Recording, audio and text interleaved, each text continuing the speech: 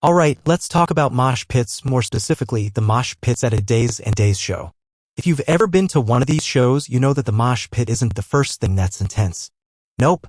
That honor goes to the smell. It's like a battle between burnt rubber, old pizza, cheap beer, and a hint of sadness. And by sadness, I mean the kind you only get when you've spent the last week in a van with crust punks who haven't seen a shower since last year's festival. It's like a sensory overload. You're getting hit with weed smoke, stale beer, and a mix of body odor that could stop a freight train in its tracks.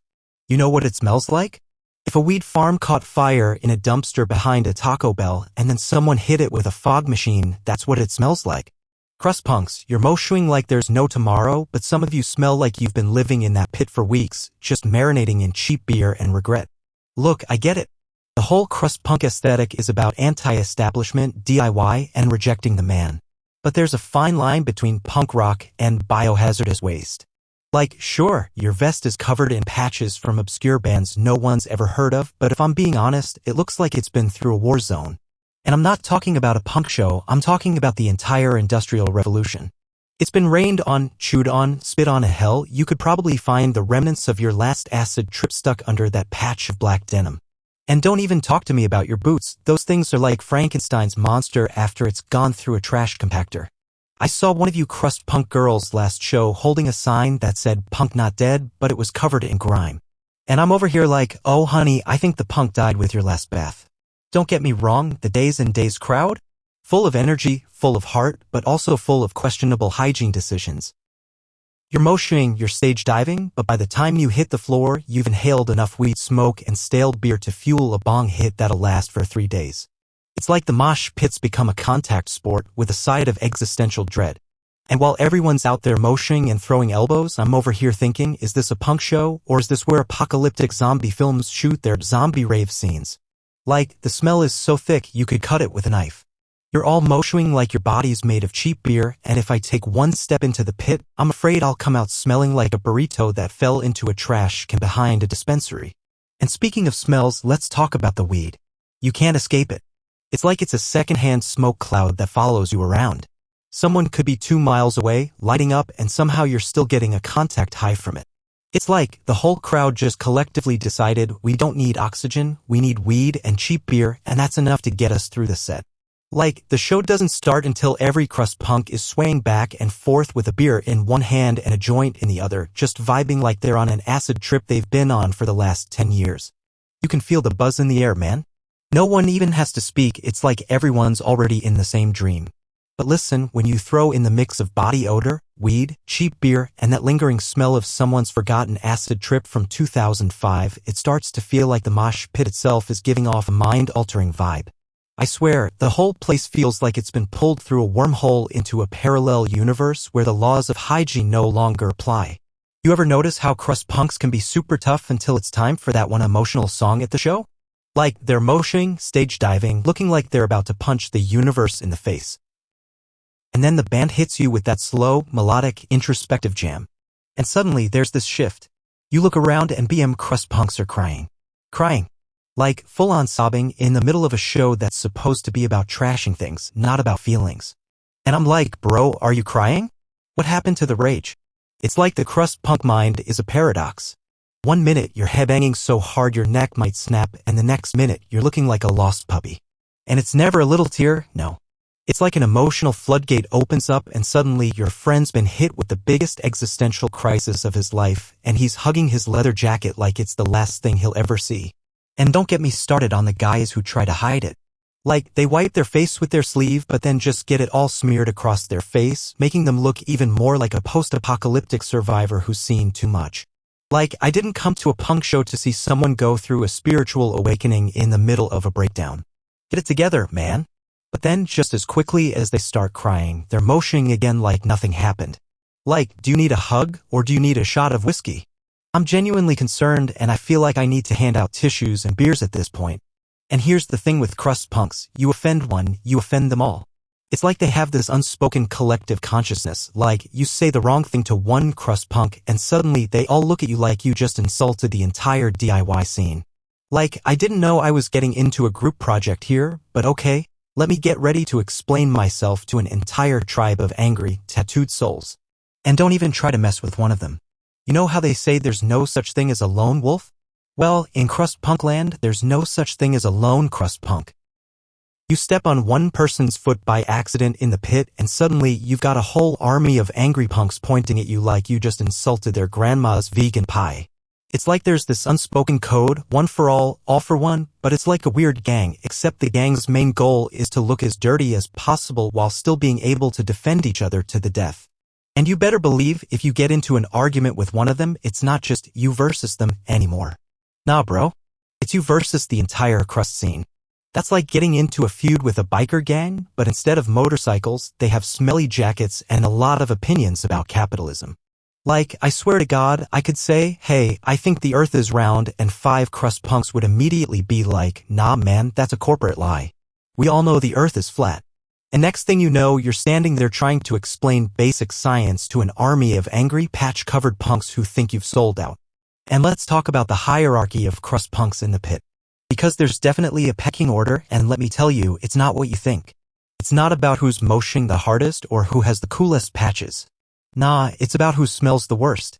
If you've been moshing in the pit long enough to develop a scent that other crust punks respect, you've made it. It's like an unspoken rule that the more you reek, the more hardcore you are. It's like this, if you're new to the scene and you don't smell like you've been living in a dumpster behind a 7-Eleven for a decade, you're just an outsider. But if you walk into that pit and it smells like the last time you showered was when the Berlin Wall fell, suddenly you've earned respect. You don't even have to be good at moshing, hell, you don't even have to mosh. You could just stand there, look super intense, and someone will be like, whoa, bro, that's some serious crust punk energy. And you know what? Maybe you don't even belong there. But your stink? That's your entry ticket. And don't get me wrong, I love the passion, I love the spirit. But I feel like we're at a crossroads here, folks. We need to come up with a crust punk pledge of hygiene. Something that says, yes, I'm punk, and yes, I'm against the system, but I'm also going to use some hand sanitizer and wash my clothes when I get the chance. Look, you can still rage against the machine and the whole clean laundry industrial complex. But maybe don't let your patchwork vest double as your mattress, alright? We can still protest and get wild without giving people PTSD just by making eye contact. So let's make that pledge. I will continue to smell like a thrift store, but I will at least wash my hair every once in a while so I don't end up with my own fungal ecosystem. Let's make it happen. But listen up, crust punks. A little hygiene won't make you less punk, alright? If anything, it's going to make you a stronger warrior in the pit. You don't have to scrub yourself clean like some mainstream weirdo, but at least toss a little soap in your life. I'm not saying you need to start smelling like vanilla and lavender or anything. I'm not asking you to carry around a bottle of body spray from Bath and Body Works, but a little soap, some deodorant, hell, even a wet wipe at this point goes a long way. I promise you, you can still be hardcore and not make everyone around you feel like they need to go home and burn their clothes. Imagine, though. You come out of the mosh pit, hair all messy, vest covered in patches, looking like you've been through hell, and then someone goes, whoa, man, you smell great for a punk. And you're like, yeah, bro, I'm not clean, but I'm still the same old punk you love. Just with some hygiene skills. It's like a new level of punk. You're fighting against the system, but you're also fighting against BO too. And when you're the only one who doesn't clear the room as soon as you walk in, everyone starts to notice. Oh, damn. You're punk and you take care of yourself. Are you even real punk anymore? And you hit him with the classic crust punk reply. I'm so punk. I can do both. You ever notice that with some crust punks, they have this hardcore don't mess with me vibe? Like, you think you're all cool with them because you're both at a punk show, and you're both covered in patches, but then you make the mistake of crossing a line. You know what line I'm talking about? You go to pet their dog. Oh no. See, in the crust punk world, there's a very specific, sacred rule. Don't pet the dog. Now, you might be thinking, it's just a dog. What harm can petting a cute, fluffy dog do? But trust me, crust punks, they act like you're about to unleash World War III just by petting their dog. You go to give it a little scratch behind the ears, and suddenly you're in danger of getting removed from the show. You can tell it's about to go down because the crust punk will give you this look. This wild-eyed, wide-grinned, teeth-baring. Don't even think about it, man, look. Like you're suddenly a threat to their dog's very existence. And when you ask them why, they'll be all like, this isn't just any dog, man. This dog's seen things. It's been to war. It survived a real mosh pit. It's more punk than you'll ever be. And in that moment, you realize you just broke the unspoken code of crust punkdom. You made a fatal mistake. I swear, you can offend a crust punk by saying, "Hey man, I think your vest could use a wash." And they'll be like, "I'll fight you over that." But pet their dog? It's like you took a dump on their favorite record. You just lit a fuse and there's no turning back. Now you're in the doghouse and not in the cool way. No, you're in dangerous territory. This is a pit you don't want to fall into. And you'll never hear the end of it either. The next day, they'll catch you outside, just trying to mind your own business, and they'll be like, "You ever think about what you did to my dog?" And you're like, "Bro, it was just a scratch behind the ear." And they're like, "Nah man, it was way more than that. You broke a bond, a sacred trust." And you're just standing there like, "I didn't even know your dog had feelings. I thought we were all here to just hang out and listen to punk music, man." You ever wonder what the hell is going through the dog's mind during all of this? Because trust me, that dog knows it's got power.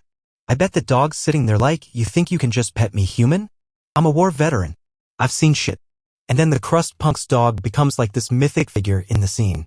You know how punks always talk about their spirit animal? Well, that dog becomes their spirit animal, and every time you see them at a show, it's like, "Oh, don't forget to mention my dog's name." It's like part of the experience. You know what I mean? And the way they talk about it?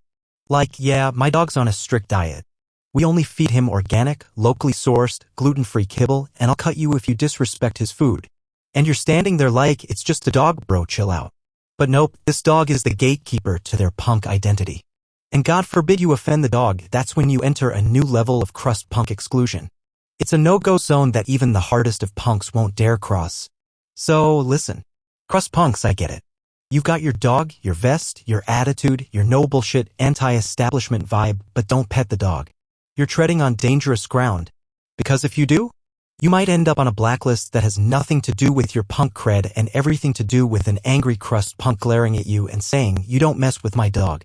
You don't mess with the dog, man." So here's the deal, bathing doesn't make you less punk. You can still rock the dirty boots, the ripped jeans, the attitude, but you can also throw in some soap every now and then for the love of everyone around you. You can still embrace the weed, the cheap beer, the acid trips, and the rebellious spirit, but maybe don't let your smell